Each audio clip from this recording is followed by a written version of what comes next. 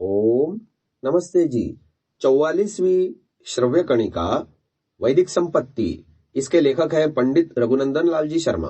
पुस्तक का संपादन किया है स्वामी जगदीश्वरानंद जी सरस्वती द्वारा। पुस्तक प्रकाशित है आध्यात्मिक शोध संस्थान नई दिल्ली द्वारा। हम प्रथम खंड में वेदों में इतिहास नहीं है इस विषय को सुन रहे थे, जिसमें ज्योतिष विद्या के यथार्थ को समझा रहे हैं लेखक महोदय। तिलक महोदय जी ने जो बातें कही हैं अपने ग्रंथों में, उसका संदर्भ लेकर के बताया जा रहा है कि आर्य लोग बाहर से आए या नहीं आए, इस विवेचन में उन्होंने तिलक जी महोदय के ग्रंथों में आए उदाहरणों को पढ़ने के बाद 3 निष्कर्ष निकाले, जो हमने गर्त श्रव्य कणिका में अंत में आपको कहा। वे इस प्रकार है। प्रथम तो लोग बाहर से उत्तर ध्रुव में रहने के लिए आए। दूसरा, या 20,000 वर्ष पूर्व आर्य लोग उत्तर ध्रुव में पैदा हुए, 10,000 वर्ष तक सुख से वहां रहे और इसके पश्चात बर्फ पड़ने के कारण भागकर यहाँ चले आए।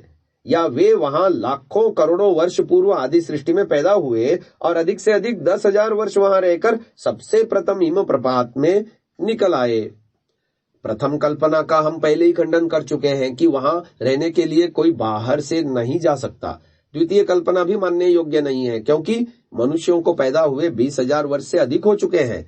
अब केवल तृतीय कल्पना ही अवशिष्ट रह जाती है कि लाखों वर्ष पूर्व मनुष्य उत्तर ध्रुव में पैदा हुए और पैदा होने के पश्चात नियमानुसार 10,500 वर्ष पर होने वाले हिमपात जब हुआ तब उससे घबराकर वहां से भाग गए। तिलक महोदय के मतानुसार ऋग्वेद के प्राचीन सूक्त हिमपात के पहले के हैं, अतः उनके मत से ही सिद्ध हुआ कि वेद भी उन्हीं पैदा होने वालों ने ही वहां बनाए जो अब तक प्राप्त हैं। ओरायन नामी ग्रंथ में वेदों की प्राचीनता को स्वीकार करते हुए आप लिखते हैं कि आर्य लोग और उनका धर्म ये दोनों हिमपूर्वकालीन है। उनका सत्यमूल तो अति प्राचीन भूस्तर काल में घुसा हुआ है, अर्थात वेद इतने प्राचीन समय से प्रचलित हैं कि जैमिनी, पाणिनि और प्राचीन ब्रह्मवादियों ने जो उनका अस्तित्व जगत के आरंभ से माना है और उन्हें अनादि कहा है, वह स्वाभाविक ही है। लौट फिर कर चक्कर लगाकर वेद भगवान तिलक महाराज के अनुसार उस समय के सिद्ध होते हैं जब मनुष्य जाति का प्रादुर्भाव हुआ था। यह बात अलग है कि तिलक महोदय के मत से आर्यों की उत्पत्ति उत्तर ध्रुव में सिद्ध हो और हम उसे अन्यत्र माने, परंतु तिलक महोदय के मत से वेदों की उत्पत्ति तो मनुष्यों की उत्पत्ति के साथ ही साथ सिद्ध होती है, इसमें तनिक भी संदेह नहीं है। यहाँ हम अपने प्रकरण में आकर यह याद दिलाना चाहते हैं कि जिस प्रतिभाशाली विद्वान ने ज्योतिष के प्रमाणों से वेदों को 6,000 वर्ष से आगे नहीं जाने दिया, वही विद्वान अपनी दूसरी रचना में ऐसा फंस गया है कि वेद लाखों करोड़ों वर्ष के मनुष्योत्पत्ति के समय के आदि सृष्टि के आप से आप सिद्ध हो गए। अब हम यहाँ केवल इतना ही कहना चाहते हैं कि ज्योतिष संबंधी कोई ऐसी घटना नहीं है जिससे उनका समय निकाला जा सके। वेदों में उत्तर ध्रुव संबंधित घटनाएं हैं जो घोषणा पूर्वक कहती है कि या तो मनुष्य जाति ने उत्तर ध्रुव में पैदा होकर वेदों में वहां का वर्णन किया, या उसे यह उत्तर ध्रुव का ज्योतिष संबंधी ज्ञान गुरु परंपरा से गुरुओं के भी गुरु उस परमात्मा की ओर से दिया गया, जिसको पतंजलि मुनि ने सपूर्वेशामपि गुरुः कालेन नवच्छेदात् योग दर्शन 1.26 के सूत्र में कहा है। अब जमाना पलट गया है, उत्तर ध्रुवोत्पत्ति का सिद्धांत गलत सिद्ध हो चुका है, अतः हम विश्वास पूर्वक कहते हैं कि वेदों में जो उत्तर ध्रुव संबंधी वर्णन है उसके कारणों को ढूंढ निकालने पर हम किसी अलौकिक परिणाम पर ही पहुंचेंगे, इसमें तनिक भी संदेह नहीं है। तिलक महोदय के निकाले हुए समय के आधार पर, अर्थात 6,000 वर्ष के आधार पर, जो विद्वान वंशावली के समय की पुष्टि करना चाहते हैं और वेदों से ऐतिहासिक राजाओं का वर्णन निकालकर सिद्ध करना चाहते हैं कि भारतवर्ष का इतिहास 6,000 वर्ष से आगे नहीं जाता, उनसे हम नम्रतापूर्वक पूछना चाहते हैं कि आदि सृष्टि में बने हुए इन वेदों में वर्णित राजा, ऋषि, नगर, देश कौन से हैं और इनकी स्थिति उत्तर ध्रुव में थी या कहीं और कहीं। साथ ही हम उन विद्वानों से भी जो इजिप्ट और बेबीलोन की सभ्यता को सबसे पुरानी बताना चाहते हैं, पूछते हैं कि क्यों साहब आप इन वेदों से पहले इजिप्ट की सभ्यता को किस प्रकार आगे बढ़ाने की हिम्मत करते हैं। जबकि तिलक महोदय स्वयं ही अपनी बात का खंडन कर गए।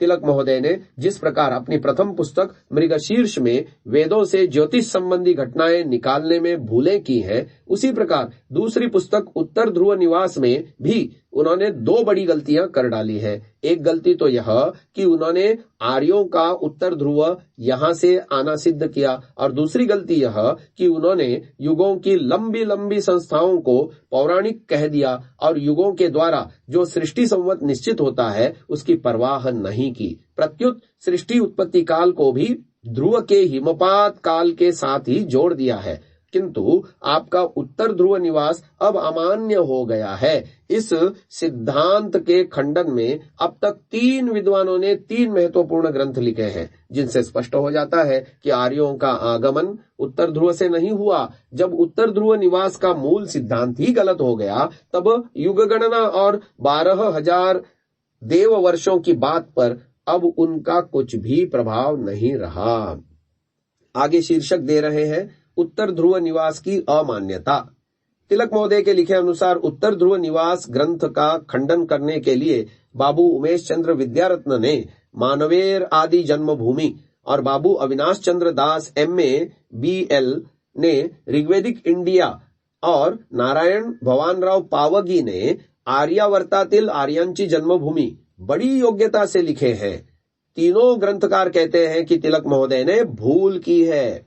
यहाँ हम तीनों ग्रंथों से एक एक वाक्य लिखकर दिखलाना चाहते हैं कि वे किस प्रकार लोकमान्य तिलक की पुस्तक का खंडन करते हैं।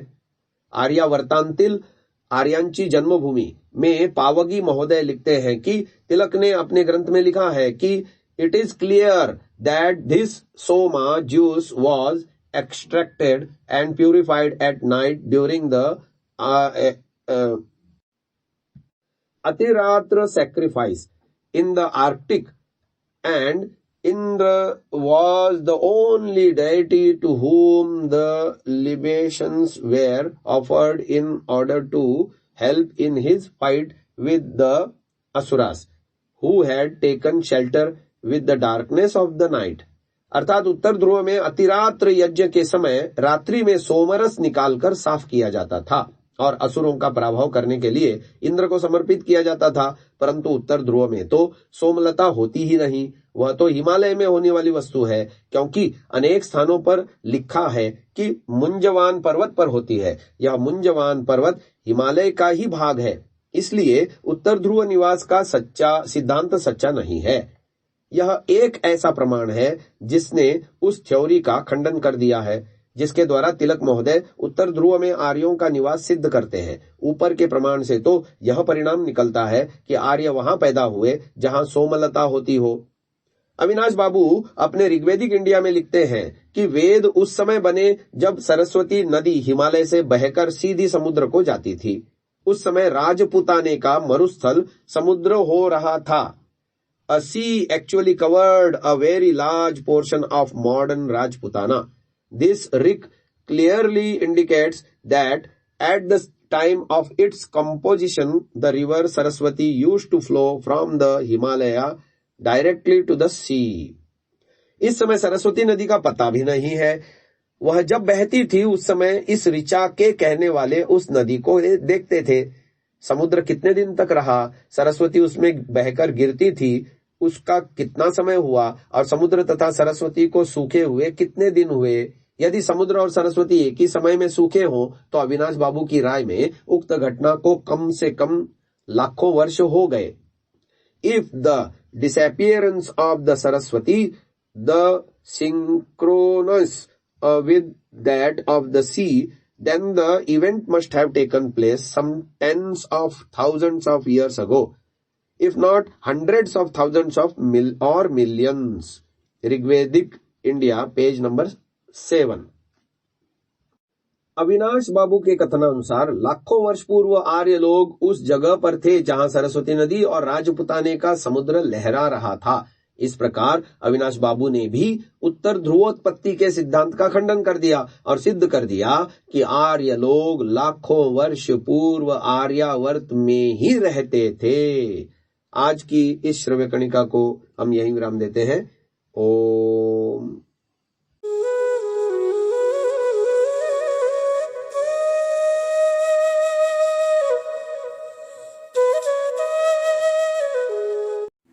Download Sansa app, Rvirdal app, visit sansa.org, rvirdal.in।